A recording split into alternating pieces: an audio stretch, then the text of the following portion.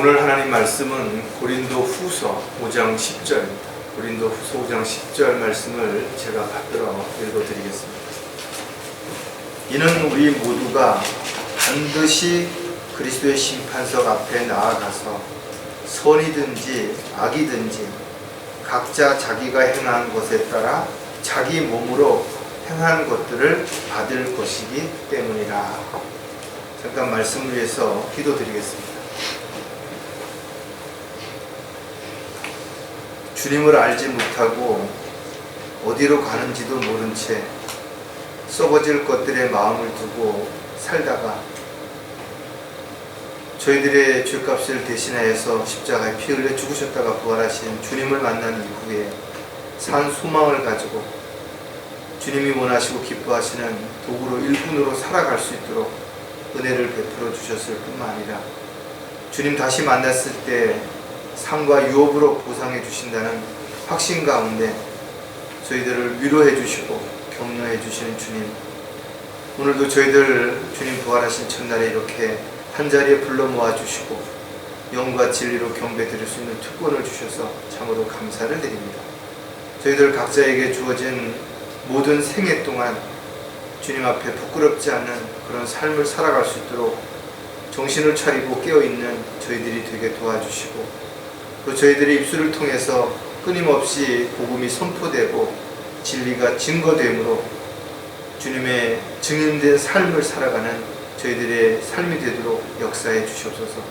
오늘도 말씀을 통해서 저희들이 다시 한번 주님 앞에 서게 될 때 어떤 모습으로 내가 서게 될지를 미리 한 번쯤 생각해보고 그 시간들이 부끄럽지 않도록 또 수치스럽지 않도록 주님 다시 한번 마음을 다잡고 새롭게 출발할 수 있는 그런 결단하는 계기가 될 수 있도록 역사해 주시옵소서.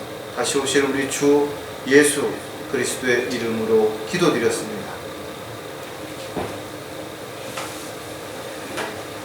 이 세상에 태어난 사람들은 잘 살든지 못 살든지 넉넉하게 살든지 가난하게 살든지 또 사람들에게 인기와 존경을 받으며 살든지 비난을 받거나 손가락질을 받으며 살든지 결과적으로는 언젠가는 끝이 있기 마련인 것입니다. 따라서 자신이 죽음 앞에 서게 됐을 때, 더 나아가서 주님 앞에 서게 됐을 때 자신의 모습이 어떠한지를 한 번쯤 생각해보는 그런 시간을 가지려고 합니다. 우리나라의 평균 연령이 남자가 80.6세, 여자는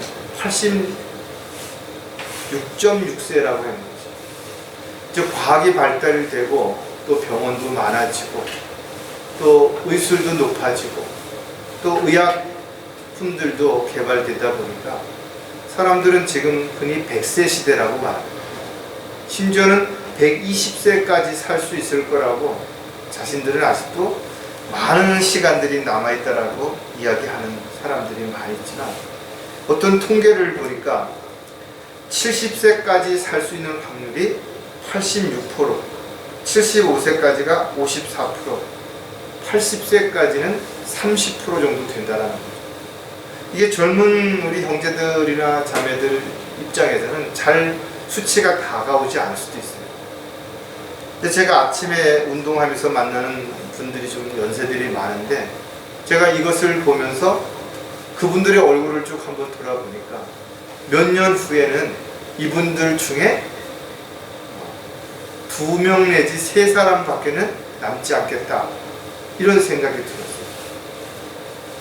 그런데도 불구하고 대부분의 사람들은 나에게는 어떤 질병도 어떤 사고도 어떤 문제도 없을 것이라고 생각을 해요.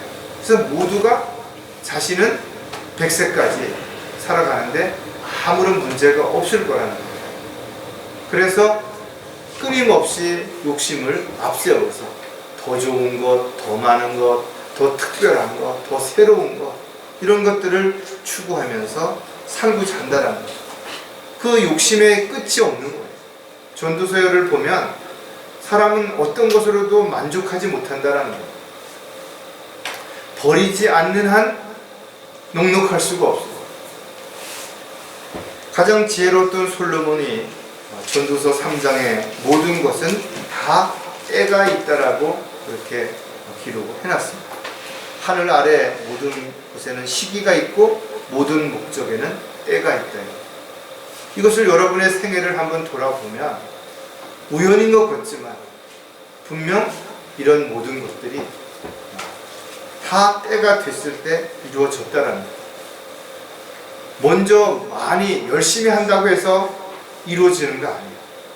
세상에는 정말 열심히 노력하는 사람도 많고 정말 애쓰는 사람들 많고 정말 오래 참는 사람들도 많이 있지만 그렇다고 그들의 결말이 모두 좋게 끝나는가? 그렇지 않다라는 거예요. 어떤 사람은 그냥 그러다 말아요. 아니 노력하고 힘들게 살았는데 그 결과가 더 나빠질 수도 있어요. 어떤 사람들은 그냥 자연스럽게 그냥 때가 돼서 모든 것들이 잘 이루어지는 사람들도 있어요. 사람들의 삶을 살아가는 모든 것들이 어떻게 보면 자신의 노력 또 자신의 어떤 결과인 것처럼 보여질지 모르겠지만 성경은 분명 사람의 걸음을 인도하시는 것은 주님이시라는 것. 사람이 무엇을 계획할지라도 그 계획대로 이루어지지 않는다는 것. 특히 인간의 생사화복은 더더욱 그런 거죠. 열심히 운동한다고 해서 오래 사는 거 아니에요. 그렇다면 운동선수들이 가장 오래 살아야 되는데 그렇지 않습니다. 지혜로운 사람이 오래 산다면 그럼 머리가 좋은 사람들은 오래 살아야 되는데 그렇지 않다는 거예요. 돈이 많은 사람들이 오래 사는가? 어떻게 보면 돈 없는 사람들이 병원에 잘 못 가고 그러니까 돈만 있으면 다 고칠 것 같죠. 그러나 돈으로 고칠 수 없는 병도 무척 많이 있는 거예요. 우리는 그 때를 언제인지 모를 뿐이에요. 자신에게 언제 그때가 닥칠지 모를 뿐이지 분명한 그때는 점점 가까이 다가오고 있는 것은 분명한 것입니다. 물론 나이가 많은 입장에서 보면 더 그 날이 가까워진다는 게 분명하겠죠. 그러나 죽음 앞에서는 순서가 없어요. 젊은 사람들도 똑똑한 사람도 많이 배운 사람도 인기가 있는 사람도 순서가 없다라는 거예요. 이 세상 존재하는 모든 날들 동안 다 때가 있고 또 끝나는 기간들이 있다면 또 목적의 때가 있다면 우리는 지혜롭게 그 때를 잘 맞추는 것이 가장 현명한 삶이 될 수가 있을 것입니다. 따라서 저와 여러분이 열심히 무언가 하는 것 중요하죠. 최선을 다하는 것도 중요합니다. 그러나 더 중요한 것은 그 모든 것의 때가 언제인지를 정확하게 알고 그 때에 맞춰서 행하는 것이 가장 가치 있고 의미 있는 삶이라는 거죠. 그리고 그 때를 정확하게 알 수 있는 유일한 방법은 우리가 주님과의 교제를 통해서 우리가 그 때를 정확하게 분별할 수 있고 그 때에 맞춰서 자신이 무언가를 했을 때 가장 좋은 결과를 얻을 수 있는 시간들이 될 수 있을 것입니다. 세상에 영원한 것은 오직 주님뿐인 것입니다. 세상에 눈에 보이는 것들은 언젠가는 다 썩게 될 것이고 다 사라지게 될 것입니다. 따라서 저와 여러분은 아까 우리가 찬송가에서 봤던 것처럼 이 세상에서의 그 어떤 것도 아무것도 가지고 주님 앞에 갈 수가 없는 것입니다. 오직 한 가지 주님을 기쁘시게 해드리고 주님께서 원하시고 또 주님께서 우리에게 맡기신 일들을 얼마만큼 잘 순종하며 수행했는 것인가에 대한 결과만이 하늘의 유업으로 쌓여있고 또 심판석에서 상으로 보상이 주어질 것이기 때문에 그렇다는 거예요. 자, 오늘 설교 제목은 주님 앞에 서게 될 자신의 모습입니다. 여기에 주님 앞에 서지 못하는 사람은 아무도 없을 것입니다. 그러나 교회를 다닌다고 해서 모두 주님 앞에 그리스도의 심판석 앞에 서는 건 아닙니다. 오히려 그리스도의 심판석이 아니라 백부자 심판석 앞에 서게 될 사람들도 얼마든지 있을 수 있다. 주님 앞에 서는 사람들은 구원받고 하나님의 자녀가 되어서 생명책에 이름이 기록되어 있는 사람, 즉 주님이 오셨을 때 나팔 소리와 함께 자신의 이름이 불려져서 순식간에 썩지 아니할 몸으로 변화돼서 올라갈 사람들만 주님 앞에 서게 된다라는 거죠. 우리가 주님 앞에 선다라는 그 자체만으로도 영광스러운 일이고 너무나 감사하고 기뻐할 일이 분명하다라는 거죠.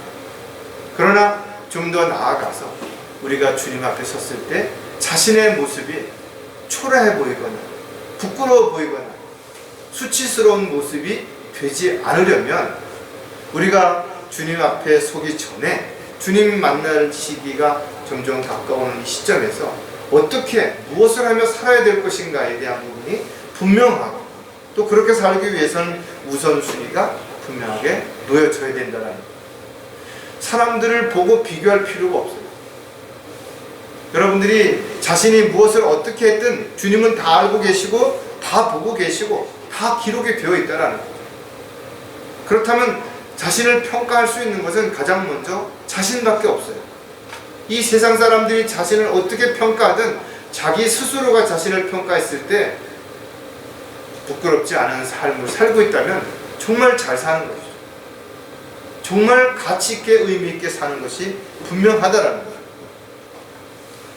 많은 사람들이 잘 살고자 하지만 그러나 잘 살 수 없는 여러 가지 이유들이 있죠. 스스로가 믿음을 저버리고 세상으로 돌아갈 수도 있고 세상 유혹에 빠져서 헛된 것을 바라보면서 주님이 원하시고 기뻐하시는 일들을 외면하며 살아갈 수도 있을 것입니다. 저와 여러분이 지금까지 살아오면서 과연 어떤 모습으로 어떻게 살아온 것인가를 한 번쯤 생각해 보라 합니다. 제가 가지고 있는 그 사진들 몇 가지를 이렇게 봤더니 아주 어렸을 때 사진도 있고 젊었을 때 사진도 있고 한참 일할 때 또 처음에 목회를 시작할 때 그럴 때 모습들도 이렇게 남아있어요. 순식간에 시간들이 지나갔다는 거예요. 아직도 생각 속에는 어렸을 때 또 젊었을 때 한참 열정을 가졌을 때 그 기억들이 그대로 남아있는데 이제는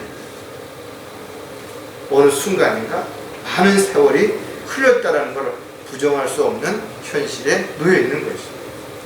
주님을 만나고 또 하나님의 말씀을 공부하고 진리를 알았음에도 불구하고 하나님의 뜻과 계획에서 벗어난 적이 없는가? 있다 이거죠. 다양한 이유로 핑계로 세상에 있는 것들을 바라보고 썩어질 것들을 바라보고 허송세월을 보낸 적은 없는가? 있다라는 거예요. 개인적으로 세상의 유혹에 넘어가서 또 자신의 어떤 잘못된 판단에 의해서 그 결과 고난을 받고 고통을 받은 적도 있다라는 거죠. 그런데 중요한 것은 하나님께서 지금까지 그런 나와 여러분을 오래 참으시고 지켜보시고 또 인도하시고 돌봐주시고 보호해 주셨다는 거예요. 그래서 지금 이 자리에 있는 거예요. 저와 여러분이 이 자리에 있는 것은 결코 뭔가 잘했기 때문에 남들보다 특별했기 때문에 주님을 더 많이 사랑하고 더 헌신했기 때문이 아니라 하나님의 오래 참으심 가운데 여러분들이 그래도 주님과의 관계를 주님과의 교제를 붙잡고 있었기 때문에 주님께서 여러분을 지켜주신 것이 결코 주님은 우리를 버리지도 않고 떠나지도 않으시는 것이 확실하다.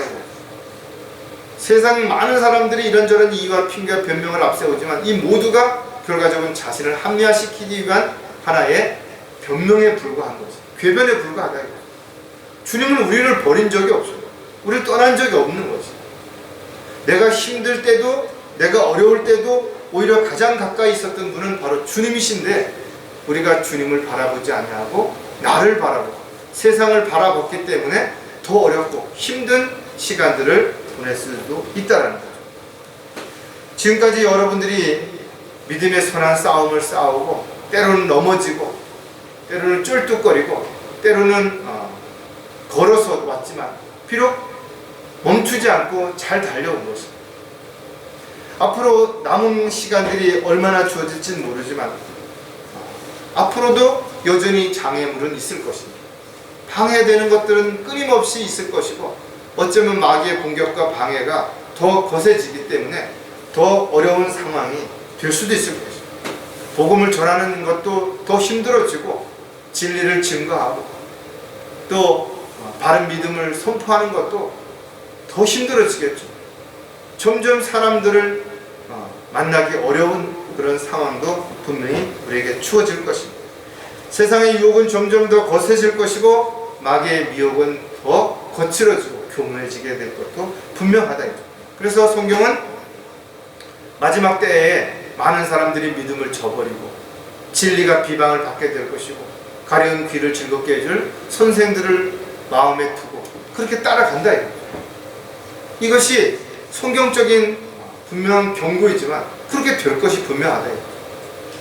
저와 여러분이 오늘 이 말씀을 통해서 미리 다시 한번 자신의 모습을 점검해 본다면, 나의 부족한 부분이 무엇이고 잘못된 부분이 무엇이고, 또 고쳐야 될 부분이 무엇이고 바뀌어야 될 부분이 무엇이고 또 변해야 될 부분이 무엇인지를 다시 한번 새롭게 점검하는 그런 시간이 반드시 되었으면 좋겠습니다.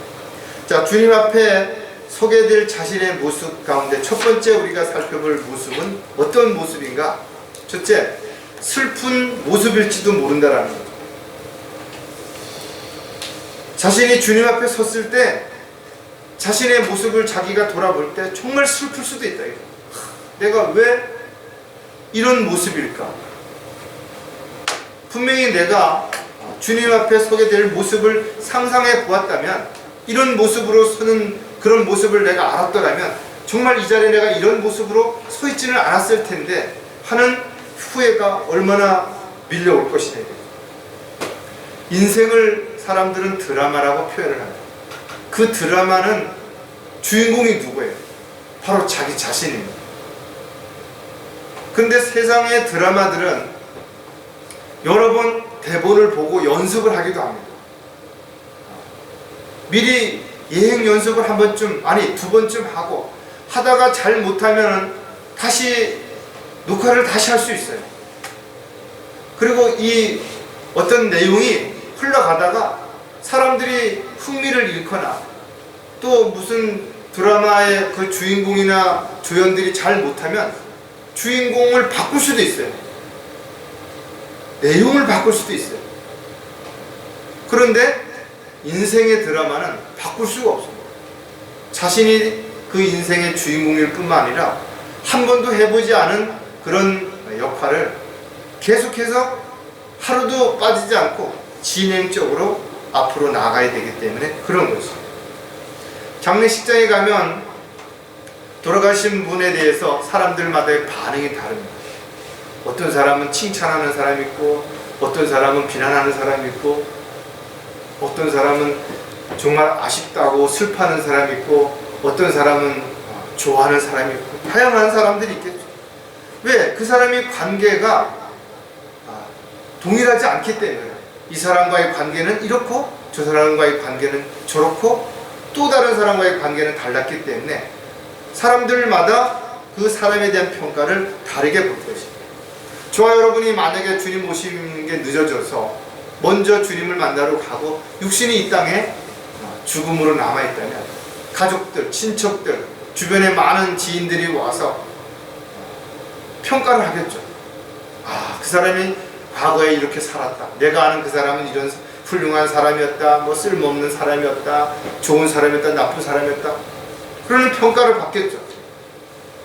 그러나 그런 평가는 별로 중요하지 않습니다.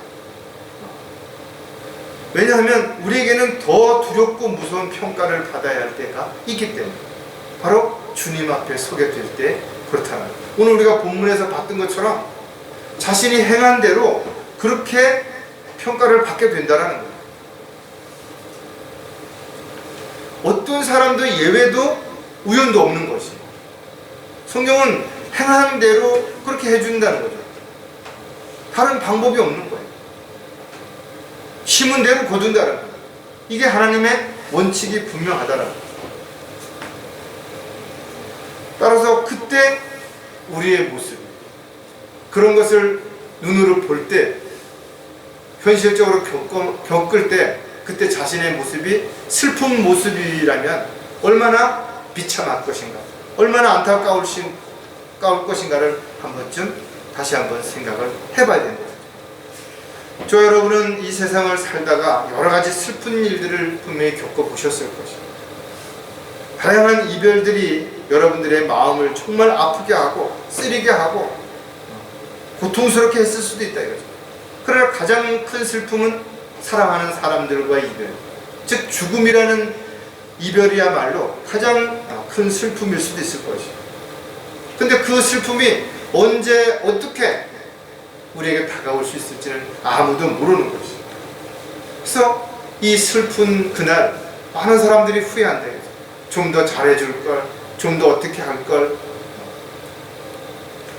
우리는 이런 모습들을 그리스도의 심판석 앞에서 자신의 모습이 슬픔으로 비춰지는 그 모습이 되지 않으려면 반드시 우리는 슬프지 않기 위해서 반드시 우리가 알아야 할 것들이 있다는 거예요. 자, 슬픈 모습으로 서지 않으려면 가장 먼저 향유하며 살아야 된다 이거죠. 더 많은 것, 더 새로운 것, 더 좋은 것을 가지려고 하기 전에 이미 자신이 가진 것을 향유할 줄 아는 사람이 가장 잘 사는 사람이에요. 왜? 안타깝게도 많은 사람들이 가진 것을 향유하지 못한 채 새로운 것을 가지려고 하는 욕심 때문에 가진 것조차도 잃어버리는 그런 삶이 얼마든지 있는 거죠. 하루아침에 자신이 가진 것들을 다 빼앗기는 사람이 있어요. 또 자신의 건강으로 인해서 하루아침에 아무것도 할 수 없는 그런 상황이 될 수도 있다는 거예요. 자신이 가졌다고 해서 다 자신의 것이냐 이거죠. 자신이 사용할 수 있어야 자신의 것인 것이죠. 많은 사람들이 부자라고 말한다 이거죠. 그런데 부자이면서도 자신이 가진 것들을 쓸 수 없는 사람들이 있어요.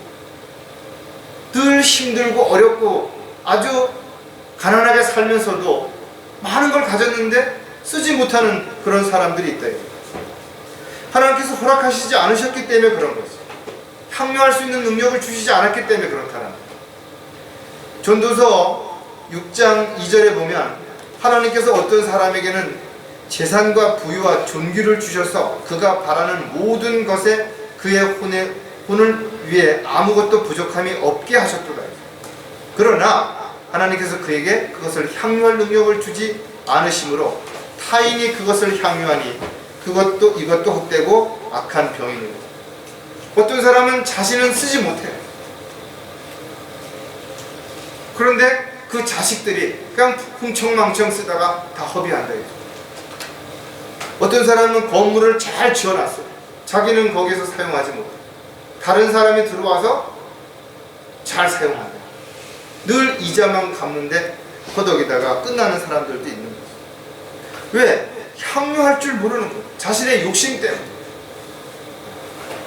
잘못된 생각 때문에. 따라서 그리스도인들은 하나님으로부터 받지 않은 것이 아무것도 없어요. 그렇다면 하나님으로부터 받은 것이 무엇인지를 먼저 생각해보고 하나님으로부터 받았다면 그것을 먼저 잘 향유할 수 있어요. 여러분 지금 건강하다면 건강을 잘 향유하셔야 돼요. 건강하지 못한 상태에서 그때 건강할 때 뭘 할 걸 하고 후회해도 아무 소용없다. 돈이 없어서 음식을 못 사 먹는 사람보다 더 불행한 사람은 뭐예요? 돈이 많은데도 불구하고 먹을 수가 없어서 음식을 앞에다 두고도 못 먹는 사람이 훨씬 더 불쌍한 거죠. 저 여러분이 자신이 가진 것이 무엇이든지 그것을 잘 향유하고 그 안에서 기쁨을 누리고 그것을 올바르게 활용함으로 인해서 즐겁고 기쁘고 감사하며 살아가는 그런 삶이 되지 않는다면 여러분들이 이 세상에서의 삶이 오히려 주님 앞에 서게 되는 날 돌아볼 때 왜 내가 저래 살았지? 이렇게 끝날 것인 줄 알았더라면, 이렇게 나에게 갑작스럽게 죽음이 닥칠 줄 알았다면 왜 그것을 내가 사용하지 않았을까? 얼마든지 좋은 일에, 얼마든지 의미 있고 가치 있는 일에 이런 자신의 모습이 되지 않으려면 지금 자신이 가진 것을 향유할 줄 아는 그런 저와 여러분이 되어야 될 것입니다. 또 한 가지, 나누면서 살아야 한다는 것. 그래야 슬픈 모습으로 서지 않는 것입니다. 아무리 잘 살았다 할지라도 대부분의 사람들은 후회하죠. 왜? 죽음이라는 것이 이렇게 갑작스럽게 닥칠지를 몰랐기 때문에 그런 거죠. 자신이 만약에 1년만 살 수 있었다면, 아니면 10년만 살 줄 알았더라면 거기에 맞게끔 잘 나누어서 사용했겠죠. 시간도, 물질도, 사람과의 관계도. 그러나 내일도 시간이 있을 것이라고, 모레도 시간이 있을 것이라고 생각하는 사람들은 아무런 대책도 없이, 준비도 없이 있다가 어느 날 모든 것의 끝을 맞이하게 되는 결과가 있기 때문에 그렇다라는 거죠. 세상에 있는 모든 것들은 다 변하는 거죠. 오늘의 동지가 내일은 적이 되고, 오늘 함께 했던 사랑하는 사람이 내일은 원수가 될 수도 있는 거죠. 누구도 모르는데, 정치인들만, 연예인들만, 뭐 특별한 사람들만 그런 거 아니라는 거죠. 결국은 사람들은 누구나 죽음 앞에 혼자 남게 되는 거죠. 왜? 그 죽음을 함께 동행할 수 없기 때문에 그렇다는 거죠. 세상엔 대신 죽을 사람도 없고, 죽을 때 같이 죽겠다는 사람도 없는 거죠. 결국은 마지막은 혼자 가야 되는 거죠. 그리고 자신이 어디로 가는지, 어떤 일이 일어날지를 모르는 사람 얼마나 불안하고 두렵겠어요. 하지만 저와 여러분은 사도 바울이 그랬던 것처럼 셋째 하늘의 그 모습이 얼마나 아름다웠으면 그곳에 있기를 사도 바울은 원했다는 거예요. 우리가 가야 할 곳은 지금 이 세상에서 보고 듣고 느꼈던 것과는 전혀 다른, 또 이 세상에서 누렸던 것과는 전혀 차원이 다른 그런 것들이 우리를 기다리고 있는 것이기 때문에 우리는 결코 슬퍼하지 않을 수 있죠. 담대하게 오히려 그런 것들을 소망하며 기다릴 수도 있는 거죠. 다만 우리가 이 세상에 살아야 하는 가장 큰 이유와 목적은 주님께서 각자에게 맡겨주신 일이 있는 것이에요. 그 일들을 우리가 해야 되기 때문에 이 세상에 남아있는 거죠. 또 우리가 이 세상에서 주님이 원하시고 기뻐하시는 일들을 함으로 인해서 주님 앞에 서게 되는 날 상과 유업으로 보상을 받을 것이기 때문에 우리가 이 세상에 존재하는 거죠. 단지 먹고 마시고 즐기고 이런 생활을 위해서 이 세상에 존재하는 이유는 아니라는 거죠. 시편 49편 17절에 보면 이는 그가 죽으면 아무것도 가져갈 수 없기 때문이니 그의 영화가 그 사람을 따라 내려가지 못하리라. 세상에서 어떤 부와 명예와 권력을 가졌든 그것을 가지고 주님 앞에 갈 수 없다라는 거예요. 주님 앞에 서게 됐을 때는 죄보다는 상과 유업에 대한 부분들을 우리에게 물으실 것이, 네가 주님을 위해서 어떻게 살았는지에 대한 부분들을 그리고 보상해 주실 거예요. 지옥에서는 반대가 될 것입니다. 잘하고 뭔가 특별한 것은 안 물어보는 거예요. 악하고 죄를 지은 그것만 물어보고 거기에 대해서만 거기에 합당한 벌을 내리기 때문에 그렇다는 거예요. 저와 여러분이 구원받은 이후에 이 세상에서도 대접받고 인정받고 자기 하고 싶은 대로 즐겁게 살 수도 있을 것입니다. 그런데 왜 그렇게 사는 것을 포기하고 주님이 원하시고 기뻐하시는 일들을 위해서 때로는 손해를 보고 사람들에게 오해를 받기도 하고 또 경제적으로도 어려움을 당하면서도 그 일들을 하면서 사는 것인가 이거죠. 적당히 타협하고 적당히 한눈 감으면 더 많은 유익을 얻을 수도 있는데, 충분히 그런 기회가 주어졌는데 왜 포기하는 것인가 이거죠. 그와 같은 것들을 하나를 받아들이고 한 번 타협을 하면 두 번, 세 번 결국은 점점 주님과의 관계가 멀어지고 육신적이고 세상적인 삶을 추구하는 그런 욕심에 끌려가는 것을 알기 때문에 포기하는 거죠. 저와 여러분이 이 세상에 살면서 어떻게 살았든 주님은 다 알고 계시는 것입니다. 잠언에 보면 우리가 다른 사람에게 무언가를 나누어 준다면, 빌려준다면, 꾸어준다면 그것은 모두 주님에게 하는 것과 같다는 거죠. 왜? 주님께서 대신 갚아주신다는 거예요. 따라서 인색함이 없어야 되는 거죠. 그리스도인들은 많은 것을 가지고 나눠주는 거 아닙니다. 작은 것이라도 나눌 수 있는 마음이 가장 중요한 거예요. 물론 뭐 비싸고 좋은 걸 나눠주면 그때 받는 사람이 현실적으로 좋을 수도 있겠죠. 그러나 또 한편 부담이 된다는 거예요. 왜? 내가 받았으면 또 뭔가 갚아야 되니까. 성경에도 사랑의 비두에는 지지 말라고 한 말씀이 왜 그런 것인가요? 그냥 받는 것으로만 좋아하고 끝날 것이 아니라 내가 받은 것보다 내가 주는 것이 복이 있는 것을 주님께서 우리에게 가르쳐 주셨기 때문에 그런 것이죠. 따라서 저와 여러분이 나누면서 사는 삶이 아주 작은 것이라도 그것이 쌓이고 쌓인다면 주님 앞에 서게 됐을 때 우리는 슬픈 모습으로 서지 않게 될 수 있다는 것도 반드시 기억된다면 지금 내가 가진 것 중에 나눌 수 있는 것들이 무엇인가요? 그런 것들을 물질이든 시간이든 건강이든 함께 나누는 그런 저와 여러분이 되어야 될 것입니다. 슬픈 모습으로 서지 않으려면 복음을 전하며 살아야 한다. 가장 중요한 것거든요. 고사성어에 보면 회자정리라는 말이 있어요. 사람이 만나면 언젠가는 헤어진다라는 거예요. 그렇다면 사람을 만났을 때의 기쁨만큼 헤어졌을 때도 기쁨으로 남아야 되는데 헤어졌을 때는 대부분이 슬픔과 원망과 불평이 남는 그런 삶이 많기 때문에 우리는 누구를 만나든 만남도 중요하지만 헤어질 때도 중요하다. 잊혀져가는 사람이 아니라 기억되는 사람이 되어야 되기 때문에 그런 것이죠. 우리는 한번 만나면 정말 아주 평생을 함께 할 것처럼 생각이 될 수도 있어요. 함께 고향에서 자란 친구들. 그런데 어느 순간에 보니까 다 뿔뿔이 흩어져 버린 거죠. 학교를 다니면서 만났던 친구들. 어디 사는지도 모르죠.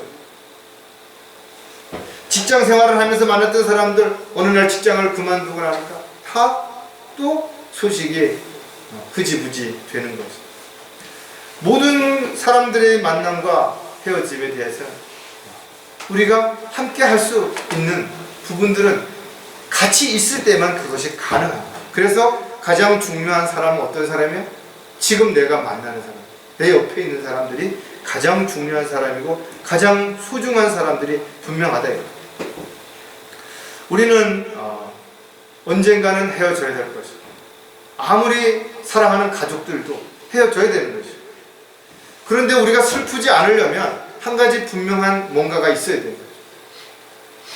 우리가 가족들이 결혼하고 어디 해외를 가고 그래도 지금 자주 못 보지만 슬프지 않다 이거죠. 왜? 언젠가 또 만날 수 있으니까.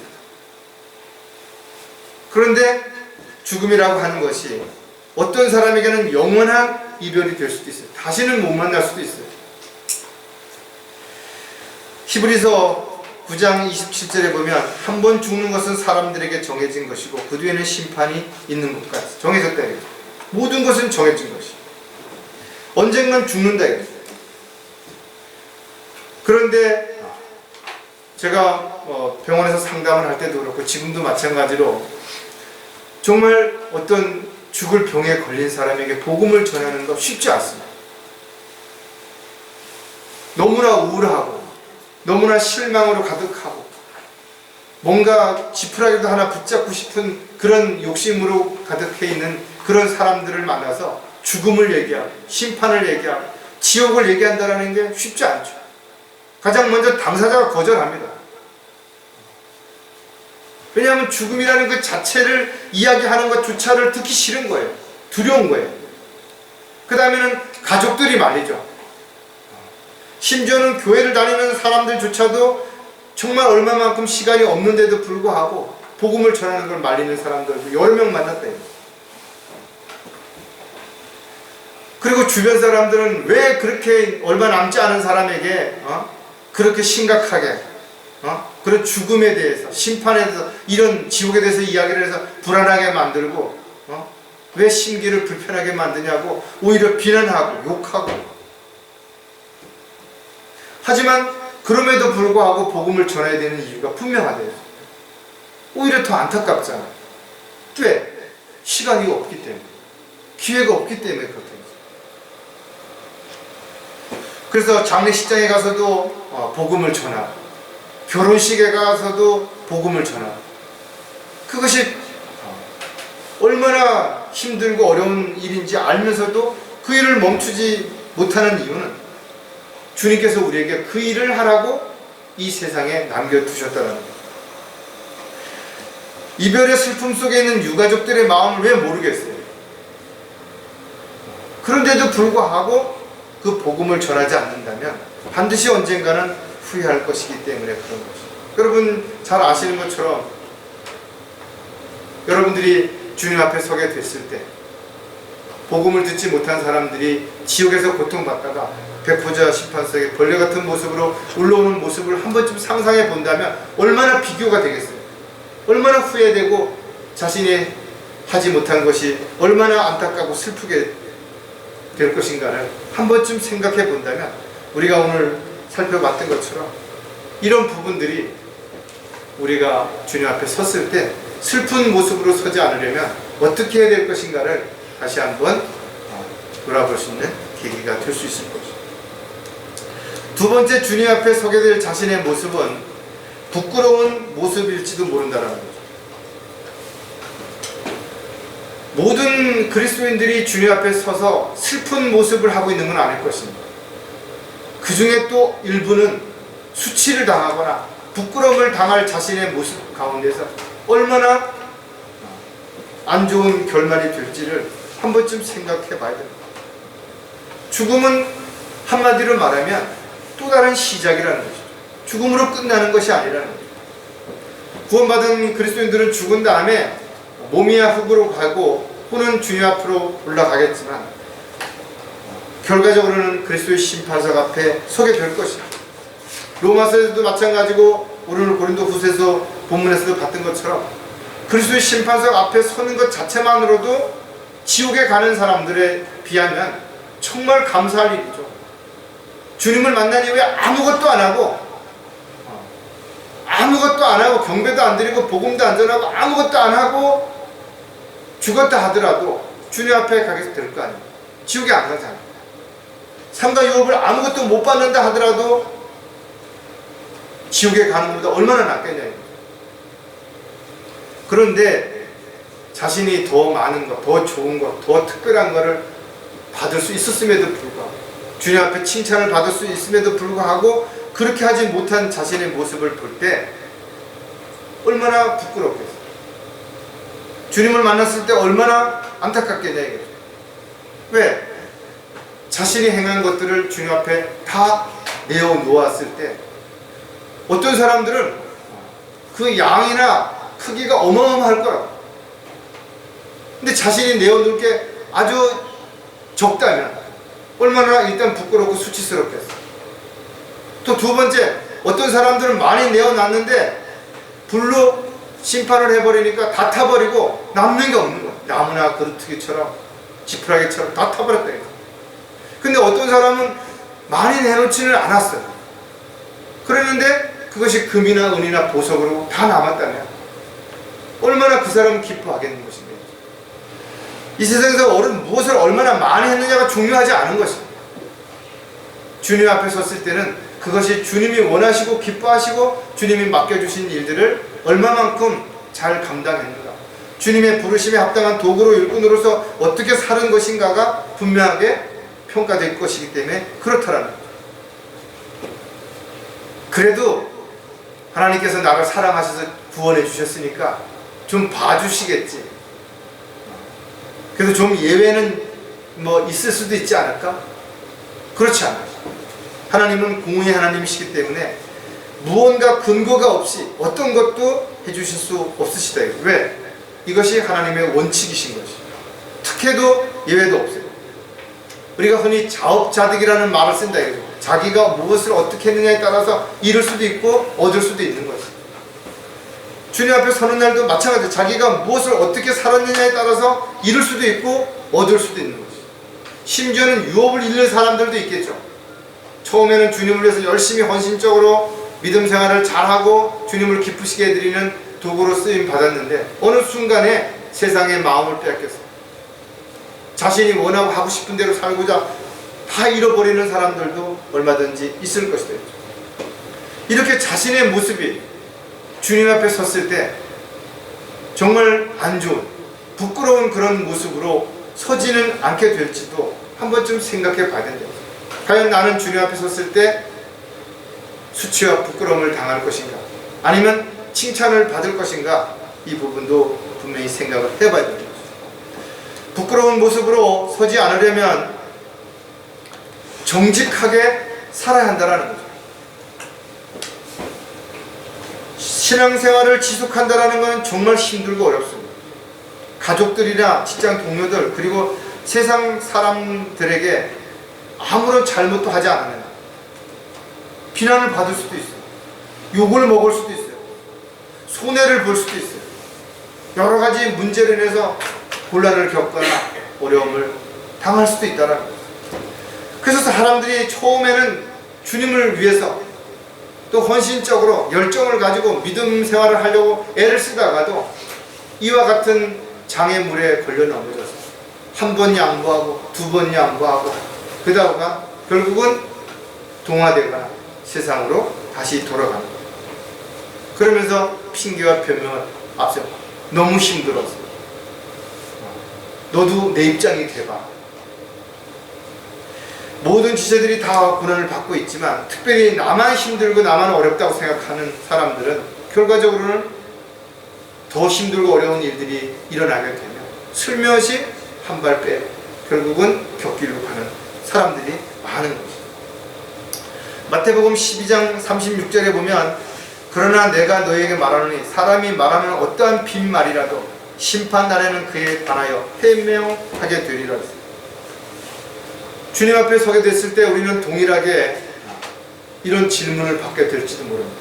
나는 너를 위해서 십자가에 이렇게 피 흘려 죽었다 이거죠. 그래서 그 못 박힌 손과 옆구리를 창에 찔린 곳을 보여주실 것이에요. 너는 나를 위해서 무엇을 했냐 이거죠. 어떻게 살았는 것인가. 그때 여러분들 뭐라고 어떻게 대답하실 것인가 이거죠.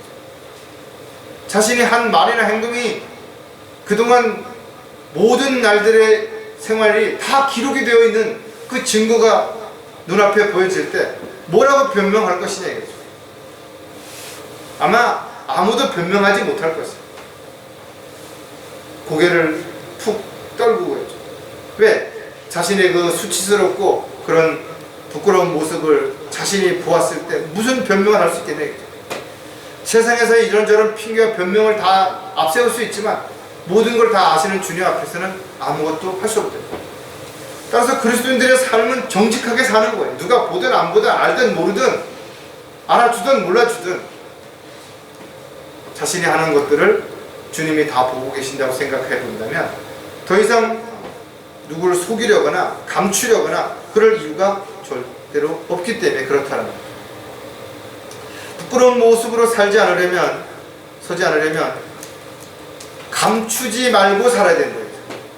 많은 사람들이 자신의 모습을 감추는 거예요. 가면을 쓰고 체면이라는 것 안에 숨어서 위선적인 삶을 살아간다고 합니다. 사람들이 어렵고 힘든 상황에 몰리게 되면 자신도 모르게 위증을 하죠. 사실이 아닌 것을 그렇다라 마치 사실인 것처럼 그렇게 하는 거죠. 궤변을 늘어놓거나 변명을 하거나 항변을 한다. 법정에서만 이런 일들이 일어나는 거 아니에요. 친구 앞에서, 가족 앞에서 어떤 곤란스러운 일들이 당하면 온갖 핑계를 변명을 앞세워서 그럴 수밖에 없었다라고 자신을 합리화시키려고 한다. 이것이 세상에서는 가끔 먹혀 들어가죠. 속일 수도 있어요. 사람들이 모를 수도 있어요. 알아도 이해하고 넘어갈 수도 있어요. 내 편을 들어줄 수도 있다는 거죠. 그러나 주님 앞에 서는 날 그 어떤 것도 감출 수 없다는 거예요. 빌립보서 1장 20절에 보면 나의 간절한 기도와 소망에 따라 내가 어떤 일에도 부끄러움을 당하지 아니하고 항상 그러하듯이 지금도 온전히 담대하여 살든지 죽든지 그리스도가 내 몸 안에서 늘 높임을 받으시게 하려는 것이다. 성경의 이 한 구절만 우리가 암송하고 이 말씀대로 살고자 하는 그런 마음을 가지고 살아간다면 언제 어디서 누굴 만나든지 간에 정직하게 살 수 있고 자신을 감추지 않고 살 수 있을 것입니다. 우리가 무언가를 감추려고 할 때, 뭔가 욕심이라든지 뭔가 세상적인 어떤 것들이 내 안에 들어오면 그 틈새로, 그 그림자 사이로 마귀가 틈을 비집고 들어오는 거예요. 마귀에게 틈을 주지 않는 유일한 방법은 뭐예요? 어둠이 깃들지 않게 만드는 거예요.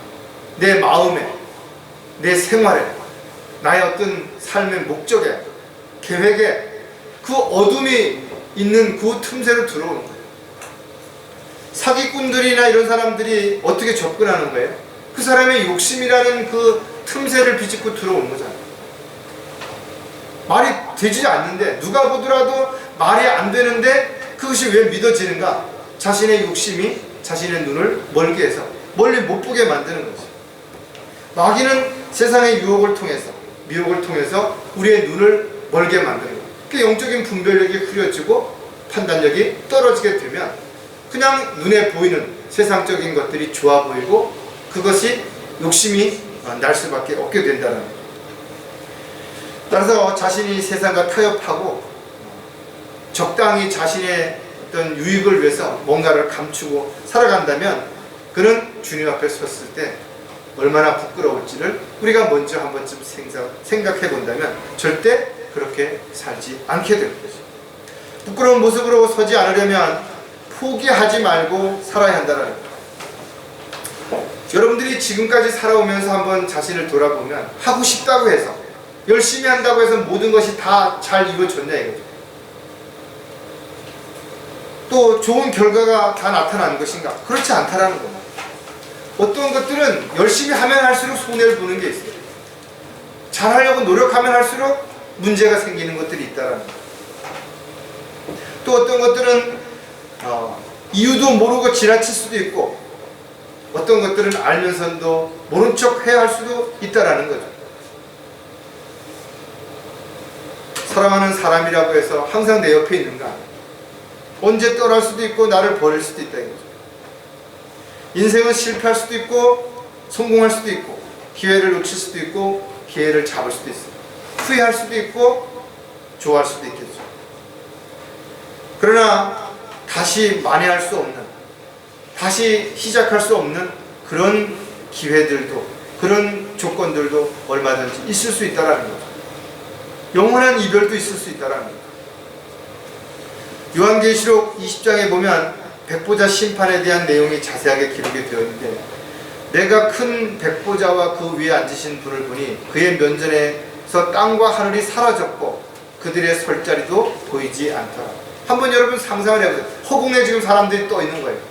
그 그랜드 캐년이나 이런 데 보면 유리로 만든 그 어떤 전망대 있죠. 사람들이 거기 갔다가 갑작스레 그 유리가 막 깨어지는 그런 그 어떤 뭐랄까 이벤트, 거기에 막 자지러지는 거 아니에요. 난간을 붙잡고 오열하는 사람들도 있잖아요. 얼마나 두려운가. 근데 이런 모습으로 사람들이 서 있다 이거예요.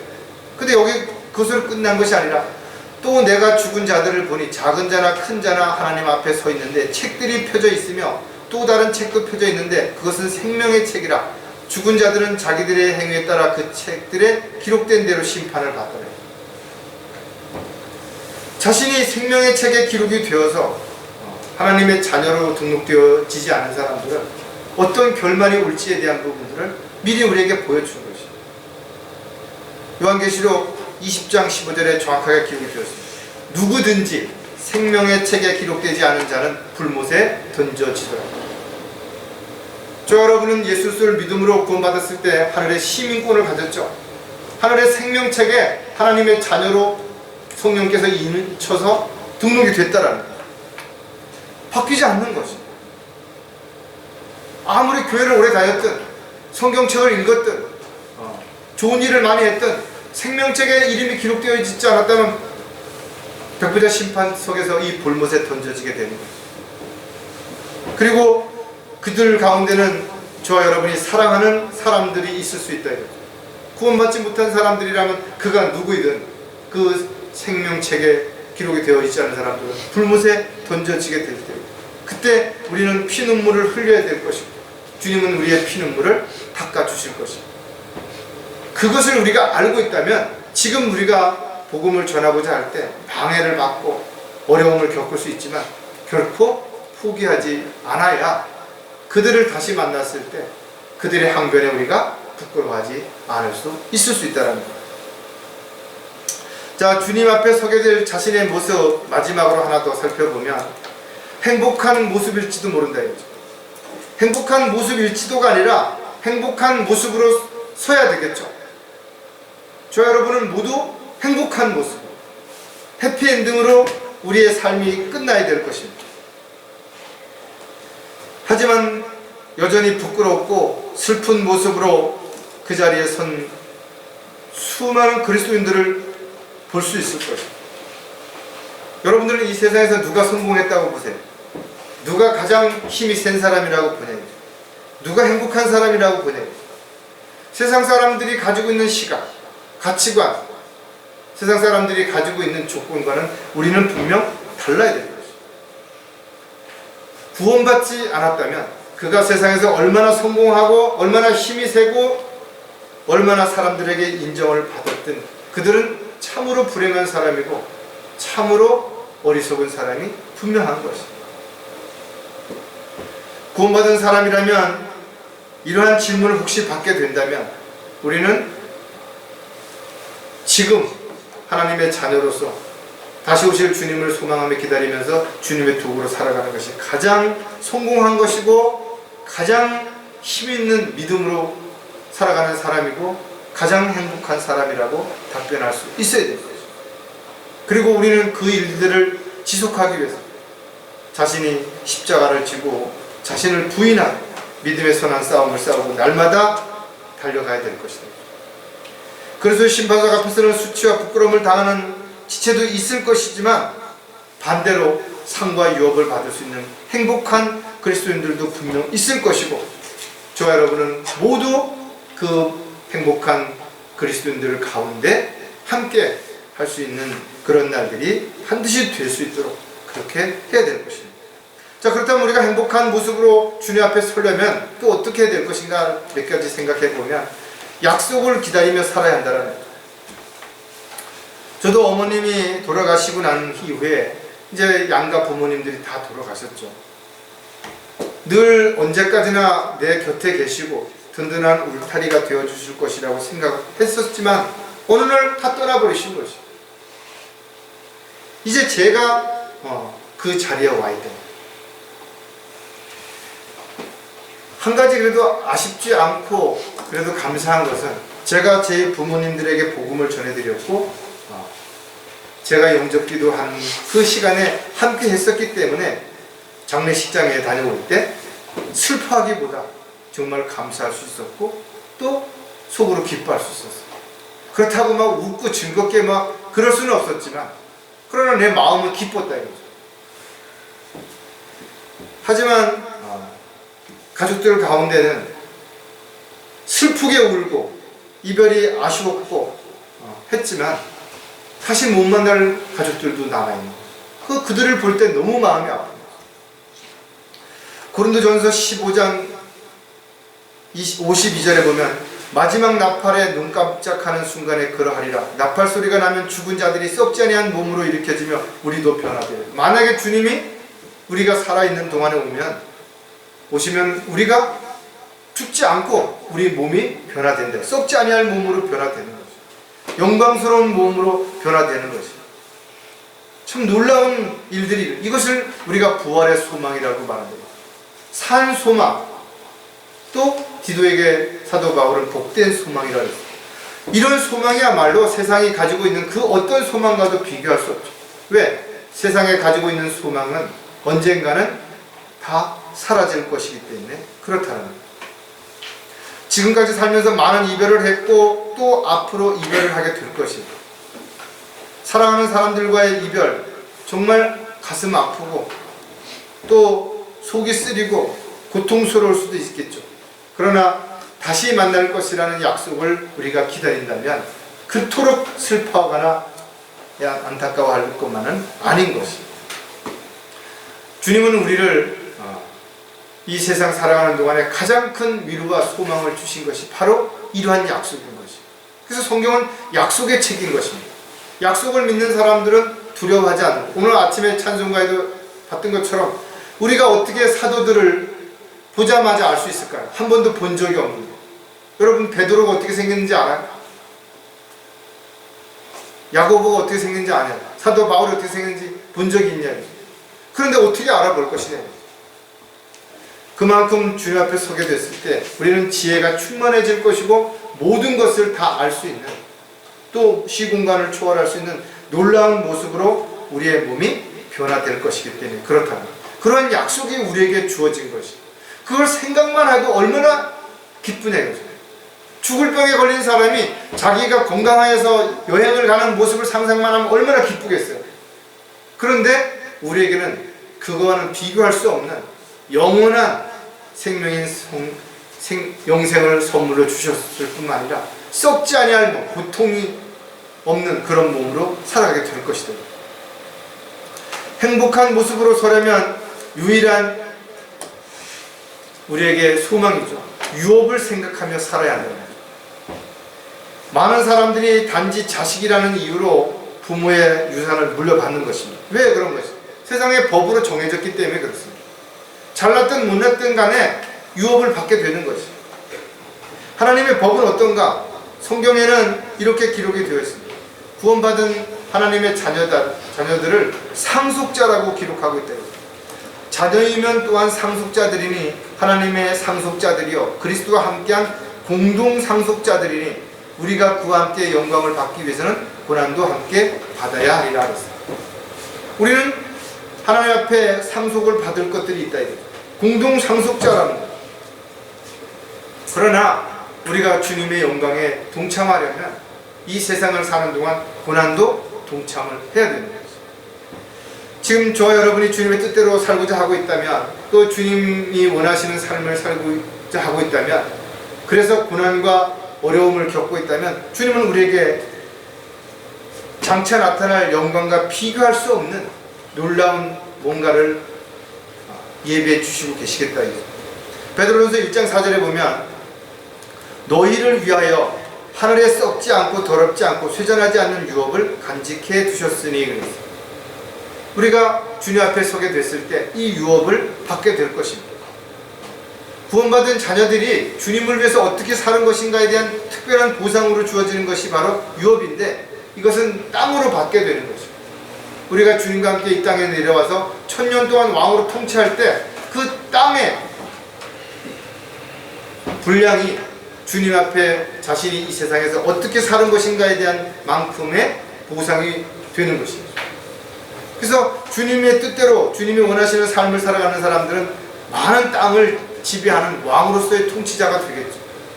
그리고 어떤 사람들은 한 평의 땅도 없이 1000년 동안 왕은 왕인데 땅도 백성도 없는 그런 삶을 살아야 될지도 모르는 것입니다. 한 번쯤 생각해 봐야 됩니다.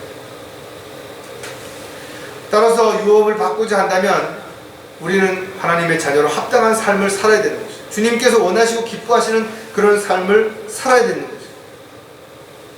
지금 저와 여러분이 육신적으로는 세상의 부모로부터 아무것도 물려받은 게 없다 하더라도, 그래서 힘들고 어려운 삶을 살아간다 하더라도 주님 앞에 서는 날 받게 될 유업을 생각해 본다면 정말 행복한 삶을 얼마든지 살 수 있다는 것도 우리가 다시 한번 생각을 해야 되는 것입니다. 행복한 모습으로 서려면 상들을 바라보며 살아야 한다는 것입니다. 물론 우리가 구원받은 것만으로도 너무나 감사한데, 주님을 위해서 우리가 뭔가를 조금 했다고 해서 그걸 보상해 주시는 것에 대해서 그렇게 기뻐하느냐라고 말할 수도 있을 것입니다. 그러나 주님께서는 우리를 사랑하셔서 우리가 행한 대로 반드시 보상해 주시겠다고 약속을 하신 것이라는 것입니다. 이것은 면류관으로 상징이 되는데 모든 그리스도인들이 다 이 면류관을 받지 못한다는 거예요. 이 상을 스테파노스라고 얘기하는데 운동 경기에 승리한 자에게 씌워지는 그런 월계금과 같은 의미예요. 그러니까 어떤 그 월계관 자체보다 월계관을 쓴다라는 그 의미가 훨씬 더 가치 있고 의미가 크죠. 특별한 그리스도인들에게만 주어지는 것입니다. 즉 올바르게 신앙생활을 하면서 주님이 원하시고 기뻐하시는 일들을 위해서 고난과 어려움을 감수한 사람들에게만 주어지는 것입니다. 고린도전서 9장 24절에 경기장에서 달리는 사람들이 모두 달릴지라도 한 사람만이 상을 받는 것을 너희가 알지 못하느냐. 그러므로 너희도 상을 얻게 되도록 달리라. 비록 어떤 마라톤에서는 한 명만이 월계관을 쓰죠. 그러나 구원받은 그리스도인들이 합당한 어떤 하나님의 원칙에 충족이 되면 모두가 동일하게 월계관을 쓸 수가 있는 것입니다. 그래서 경쟁이 아닌 것입니다. 이거는 내가 다른 형제보다 더 잘해야 나만 면류관을 쓰는 게 아니에요. 우리 모두 함께 노력해서 함께 힘을 합쳐서 달려갈 길을 마치게 되면 다 함께 받을 수 있는 상들이 너무나 많이 있다는 거죠. 가장 먼저 주님을 다시 오신다라는 약속을 믿고 사모하며 기다리는 사람들은 사도 바울이 했던 것처럼 의의 면류관을 받게 될 것입니다. 또 육신적인 자신의 욕심을 억제하고 주님께 복종시킴으로 인해서 세상의 유혹과 쾌락으로부터 승리했다면 썩지 아니할 면류관을 받게 될 것입니다. 또 초대교회에 자신의 믿음을 지키기 위해서 순교했던 것처럼 지금도 자신을 죽은 것으로 여기고 오직 주님의 뜻과 계획에 따라서 도구로 일꾼으로 헌신하며 살아가는 사람들은 생명의 면류관을 받게 될 것이고, 또 양무리를 돌본 그런 목자들이라든지 그런 일을 하는 사람들은 영광의 면류관을 받게 될 것입니다. 더 나아가서 한 사람에게라도 복음을 전해서 그 사람을 주님께로 이겨오는 구령의 열매를 맺은 사람이라면 그것으로 해서 기쁨의 면류관을 받게 될 것입니다. 어떤 사람은 5개를, 어떤 사람은 4개를, 어떤 사람은 3개를, 2개를, 1개를, 어떤 사람은 하나도 받지 못할 수도 있을 것입니다. 물론 우리가 이 면류관을 받았다고 해서 그 면류관을 쓰고 자랑하는 거 아니에요. 성경에 보니까 그 면류관을 주님의 보좌에다가 다 던져버립니다. 그 면류관 자체를 받는 것보다 그 면류관을 받을 수 있도록 주님 앞에 부끄럽지 않은 삶을, 슬프지 않은 삶을 살아가는 것이 훨씬 더 의미 있고 가치 있는 거죠. 저 여러분이 주님 앞에 서게 되는 날 어떤 모습으로 서게 될지 분명 이 3가지 중에 한 가지의 모습으로 서 있는 자신의 모습을 우리는 미리 한 번쯤 생각해 보라요. 내가 슬픈 모습으로 서 있는 나의 모습을 보았다면 어떻게 하면 슬픈 모습으로 서지 않을지, 부끄러운 모습으로 서는 모습을 내가 보았다면 어떻게 하면 부끄러운 모습으로 서게 되지 않을지, 행복한 모습으로 서게 되는 자신의 모습을 보았다면 끝까지 그 행복한 모습으로 설 수 있도록 세상의 유혹으로부터, 마귀의 미혹으로부터 자신은 믿음을 지키고 달려갈 길을 마칠 수 있을지를 다시 한번 생각하고 점검하는 저 여러분이 되시기를 주의 이름으로 다시 한번 부탁을 드리겠습니다. 기도하겠습니다. 하나님 아버지, 세상은 참으로 많이 변하고 있습니다. 이제 주님 오실 때가 심히 가까워 와 있는 이 시점에서 점점 더 배교의 물결이 거세질 것이고, 또 세상의 유혹과 마귀의 술책이 교묘해져서 심지어는 많은 믿음의 사람들조차도 믿음을 저버리고 세상으로 마귀의 교리를 따르는 참으로 안타까운 일들이 일어날 것을 경고하고 있는 저희들은 사실을 너무나 잘 알고 있습니다. 이제 심히 주님 오실 때가 가까이 왔다면 저희들 각자가 정신을 차리고 깨어있을 뿐만 아니라 자신에게 주어진 역할에 충실하고 주님과의 관계가 더욱 긴밀해짐으로 인해서 주님 만났을 때 수치와 부끄러움과 슬프지 않는 칭찬받는 행복한 모습으로 설 수 있도록 주님 함께 해주시고, 또 저희들 모두가 그렇게 할 수 있도록 서로 힘을 합쳐서 이 어려움을 극복하고 이겨나갈 수 있는 협력자여, 또 동지요, 또 동반자가 될 수 있도록 주님 함께 해 주시옵소서. 다시 오실 우리 주 예수 그리스도의 이름으로 기도드렸습니다.